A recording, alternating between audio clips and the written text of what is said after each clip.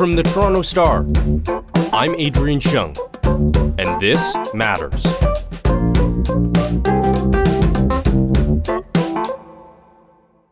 One of the biggest votes to unionize in recent history, both in literal numbers and in terms of how big the stakes are, was decided last week.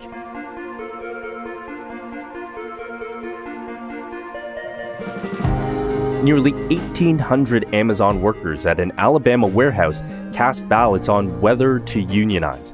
The effort failed, and Amazon survived a serious challenge to its working conditions. Amazon employs hundreds of thousands of Americans. When you look at these warehouse jobs, they've become basically the new factory jobs in America. But the reason why this vote in Alabama became an international story is because there's a spotlight on how Amazon, one of the biggest multinational companies in the world, treats its workers, and what we, as consumers, will put up with for the ease of next-day delivery. On This Matters, we're joined by Alec McGillis, politics and governance reporter for ProPublica and author of Fulfillment, Winning and Losing in Oneclick America.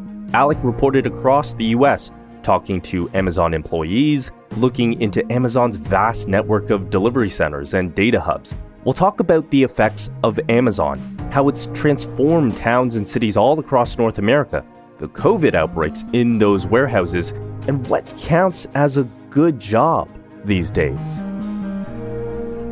Alec, thanks for joining the podcast. Well, thanks for having me.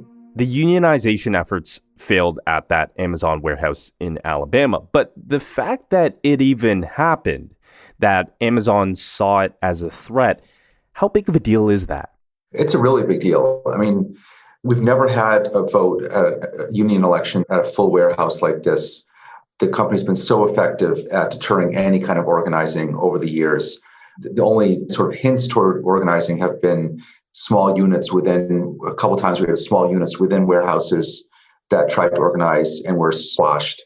So now to have an entire warehouse holding an election and to have that happening in the deep south of all places is really pretty extraordinary. And it's really a sign of that there's some kind of a new kind of wave of agitation and activism in the Amazon workforce. There's this thought that this is a bit of a referendum on how labor unions are viewed, especially in America, and particularly as it relates to Amazon, which has become a major employer. We've just had these years, of course, of relentless declines in private sector unions in the U.S.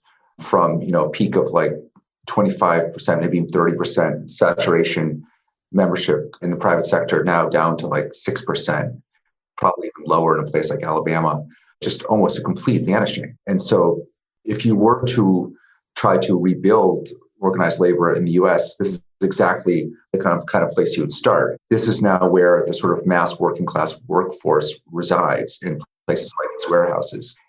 Amazon's now the second largest employer in the country after Walmart, and it's growing so fast. And these warehouses are, in a sense, as difficult as it's going to be to organize them because of Amazon's staunch opposition. They are, in a sense, prime for organizing. You have hundreds, thousands of workers in one location. It's not like, say, the Uber drivers, where it's trickier to figure out how to organize them. So, yeah, if you are going to rebuild organized labor in the U.S., you kind of have to go after places like these warehouses. That's where the workers now are. You write in Fulfillment that this reporting isn't so much about the inner workings of Amazon. It's more about how this behemoth of a company has transformed working life in the U.S. and in other places like here in Canada too. There's lots of Amazon warehouses in this country. In what ways do you think Amazon has done that? Well, I actually see the book more broadly even than how it's transformed working life in the U.S. I see it as being really about how it's transformed the entire landscape and how it's transformed our cities, how it's contributed to these terrible disparities that we have in the U.S. and also in Canada, where you end up with just these extraordinary divides between, what I call sort of winner-take-all cities that are now just incredibly expensive and kind of hyper-prosperous and congested and causing all sorts of displacement of longtime residents and losing their character on the one end, and then a whole bunch of left behind cities at the other end. And that's really kind of what got me going on this book, was actually that issue. And I came to Amazon secondarily as a way to sort of tell that story. And yes, so the book is also about how the company has transformed work and how you have kind of gone from, one way I think of this is Amazon has, in a sense, the warehouse job has kind of replaced the retail job of brick and mortar retail job of yore. So all those retail clerks and salespeople, they've been almost, entirely, not entirely wiped out, but they're literally the largest job loss category in the country in these last years. And so they've been replaced by warehouse workers who are now packing our goods instead of us going to the store to buy them, essentially. The warehouse work is much more strenuous and taxing and isolating than those retail jobs were. If you were in the store, you were not standing at a conveyor belt, for 10 hours and all by yourself, just picking or moving or lifting. You were actually interacting with people and you had some kind of variety in your day. So the warehouse jobs have replaced those retail jobs. They're much more strenuous. They're much more like factory jobs. They're not paid as well as the factory jobs used to be. And they're also arguably lacking in the purpose that the factory jobs had, because the factory jobs, as tough as they might be, you were actually making something. And now you're just picking and packing and stowing things that were made elsewhere, halfway around the world. You also write about how Amazon moving into a place is often positioned by different towns and cities as a very positive thing because they're providing thousands of jobs. But there is a downside to that as well. And there's a lot of pressure on these smaller towns to follow Amazon and to give them, different tax breaks, give them what they want, essentially moving into their town. Can you explain how that works?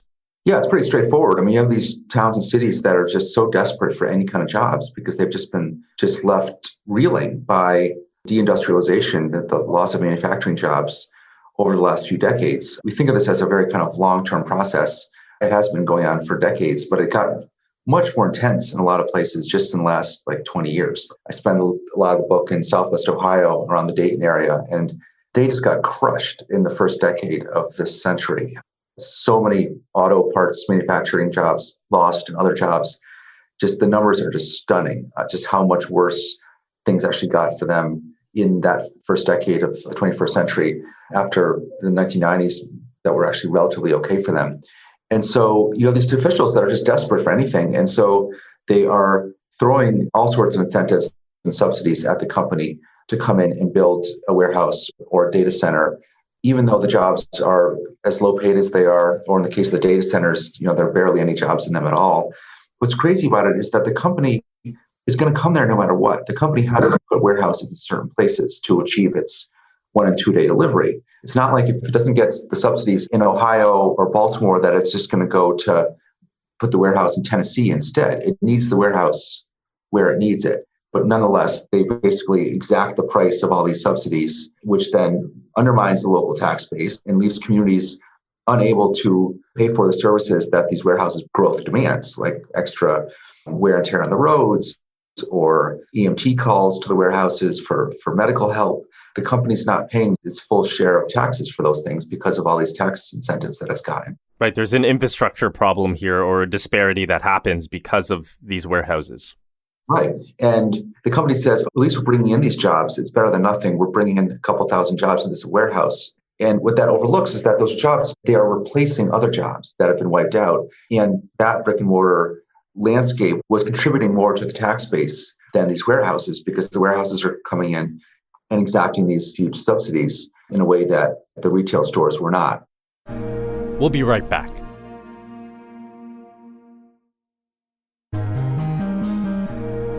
You write about how some of the consumer need is driving this, right? That there's this one-click satisfaction, this system that allows us to have anything we want from Amazon in a matter of days on our porches, which has helped Amazon, especially in the pandemic. I mean, their sales went up 40% in 2020. Is that the elephant in the room that a lot of times, even as consumers, as people who use Amazon, that is uncomfortable for us because then you start thinking about, well, what did it take for this package to get here in that short amount of time? What does it entail in those warehouses to make that happen? Is that part of the thing that's complex too? Oh, absolutely. I mean, this book is directed partly at that consumer, at that sort of highly educated, upper middle class, liberal-minded, metro resident in the US or Canada or wherever has all sorts of liberal politics and likes to believe in worker rights and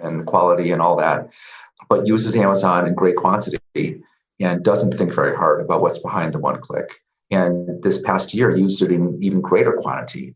This company's sales went up 40% this past year, 40% over an already huge sum. Bezos's personal wealth went up $58 billion in a year.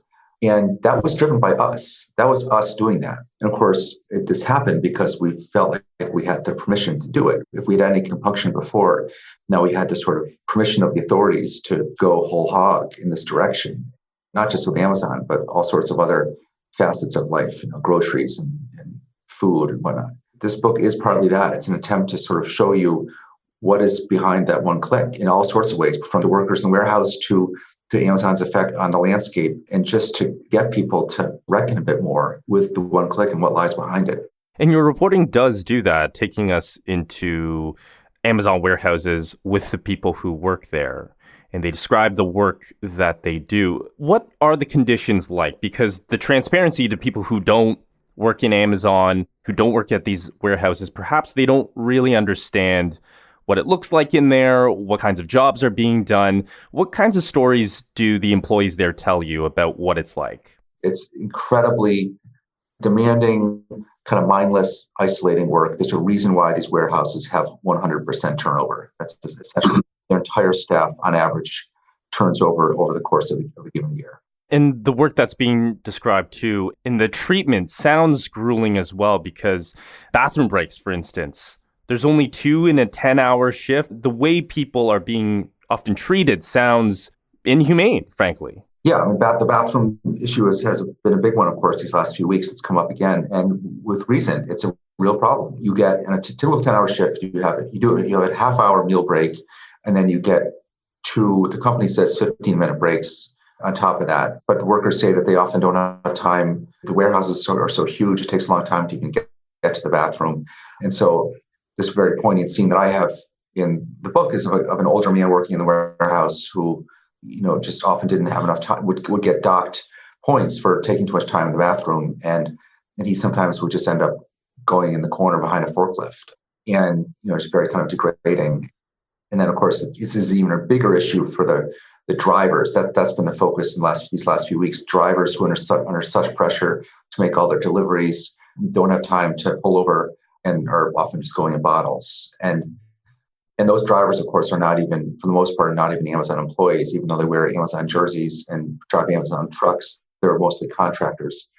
So you're under such incredible pressure, and your productivity is being minutely tracked by the AI. They know exactly how many items you're picking, and your scanner's telling you to hurry up, or that you're falling behind, or your supervisor will get an alert, essentially, that from the system that you're falling behind, will come over and hassle you about it. It's relentless. It really is. It's no way like retail work was, the retail work that this has replaced. It's a different kind of work. I also wanted to touch on a bit of the complexity that COVID brings into this situation, because there have been outbreaks recorded across the US in Amazon warehouses. That's happened here in Toronto too. More than 900 employees have contracted COVID at a Brampton facility just outside of Toronto. We're hearing from Amazon that they're planning to appeal this closure. They do not agree with it. This decision that was announced yesterday by Peel Public Health, saying that there have been so many cases, 240 in recent weeks, that they are really concerned about all 5,000 workers who work there. How is that factored into how people are looking at this work, seeing again how the pandemic has fueled some of this spread and some of the workers' rights that are involved here? There's no doubt that the pandemic ramped up kind of worker activism and has played a role in having an election in Alabama. There was such fear in the warehouses about catching the virus, and such anger at the company for having left workers exposed, and also anger at the rest of us for having retreated to the comfort of our home and our sort of Zoom life and our Zoom work, while all these workers were left working with hundreds of other people indoors and potentially being exposed to each other. And then on top of that, when the company finally did take measures to try to keep workers safer and keep them from getting the virus, it actually made the work harder often. The jobs that used to be done by a couple people in a given spot on the floor at a conveyor belt or loading a truck, say, were now being done by just one person, just space people out. But that actually made the work even more strenuous because you're doing it by yourself and also more isolating. Another measure they took was that they stopped every morning before shifts. A lot of warehouses would have group stretching group exercises to like keep people limber because a lot of the jobs are just so physically taxing. And they did away with those group stretching exercises because they didn't want people together.